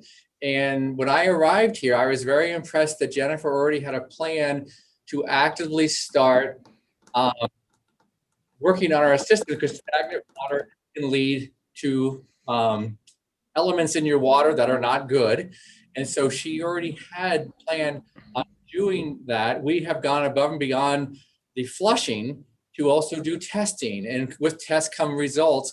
And we received last week, I think Jennifer can take you through better, but we received last week a test result that showed an elevated finding. And so that led on Friday for us to communicate out. And we've continued to do the flushing now with the further results or further injections that will lead to further testing that should be able to confirm. And Jennifer, if you want to come in and identify the buildings, I just wanted to let the context that in a campus that went from being dormant to active, we went through this phase, and we intentionally went through it knowing we'd want to bring our water systems back up and flush them for the very reason that they've been sitting idle for some spell. Jennifer, do you wish to add anything about the process we've been following? Sure. Well, I'll answer your first question first, which is the three buildings that had detected results for Legionella bacteria in our latest round of testing were buildings 16, 19, and 30. 16 and 19 were very low, but 30 was pretty elevated. So I did contact the dean of that building right away and let him know that they should stop using the water in that building. And then I met with cabinet members and our risk management team later on, and we all decided to also close 16 and 19 temporarily until we could do some more flushing and testing in those buildings. So last weekend, under the guidance of our consultant that we've been working with, we heated up our campus hot water system to about 155 degrees and flushed the water in 16 and 19 for several hours with hot water. And that temperature is a temperature that Legionella bacteria doesn't live at. And so it's intended to kill the bacteria and get it out of our system. 30, I only said 16 and 19 because 30 is on its own hot water system. And we discovered through the course of this process that the reason why 30 was getting high test results is because we inadvertently had a hot water heater in that building turned down too low. So it was at 90 degrees, unfortunately, but we found that and we fixed it. And now over the weekend, we heated it up as high as it could go to about 140 and flushed the building for several hours at that temperature. And now we have it turned back down to about 130, a little bit safer temperature. And then it mixes in at safer temperatures for hand washing. And so, like I said, we did that super hot water flushing over the weekend, collected additional test results in those 3 buildings on Monday, and the lab tests take a week to culture. So about Tuesday next week, we should have the new results, and hopefully they'll all be non-detectable levels, and we'll be able to open those buildings back up.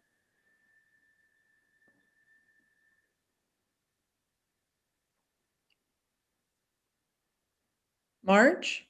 Yeah, I wanted to bring this up because this was COVID related, because the buildings were shut down. And I really want the board to be able to ask these folks any questions, because there's been an inference that we didn't share this information or it was mishandled. And I certainly always will apologize if the perception came off like that.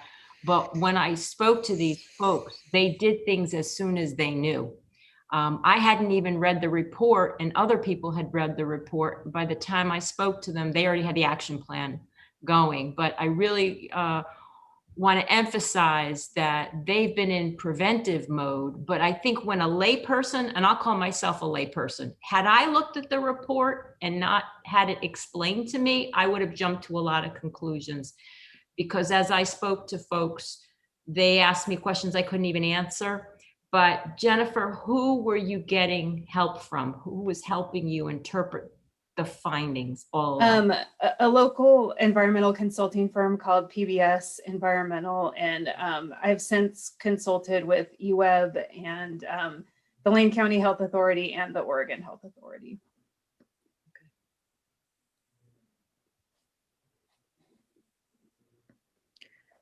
So I heard that the buildings are closed until we get test results back that will allow those buildings to be safely occupied.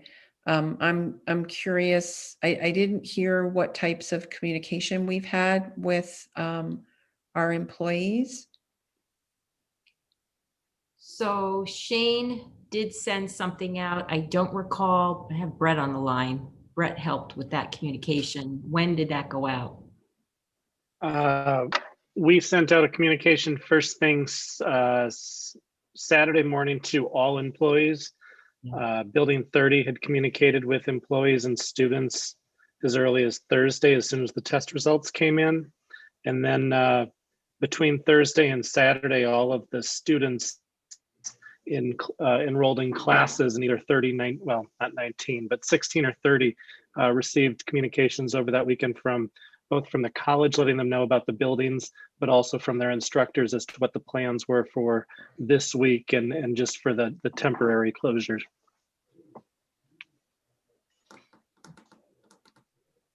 Are there any other questions from board members? Matt? Thanks. I was trying to figure out how to digitally raise my hand on my iPhone. I have a question about the number of buildings that were affected. You mentioned in the tonight there were 3, and according to the report, there are results that came back in August 5th, illustrating that there are 10 different buildings that required some sort of significant action, and then 5 additional buildings requiring minor action. Can we get a clearer understanding of how widespread this was on campus?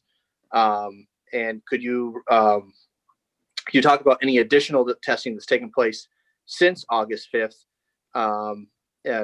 Because it sounds like you've done an adequate job of addressing the issues right in front of us. But I'd like to know just how widespread this potential exposure to Legionella actually was just a couple months ago. Yeah, Matt, you characterized the first test results accurately, I think. And as soon as we got those, we immediately started flushing a lot more, working with our consultant. They also had us take the aerators off all the faucets in all of the buildings that had a positive test and clean out the fixtures. And then we did follow-up testing to that on August 19th. A lot of those areas where we had a positive test result from the August 5th testing tested as non-detectable at that point, but we still had a few. So our step at that did still test positive. So our step at that point was to do a hot water flush where we turned the campus hot water loop up to about 140, and we flushed for a period of time, perhaps, maybe 20 minutes at each fixture. And then we got that final set of test results back where we were still getting very low detectable levels in 16 and 19, and then still some higher levels in 30. So that's kind of where I started the conversation, how we landed at that point.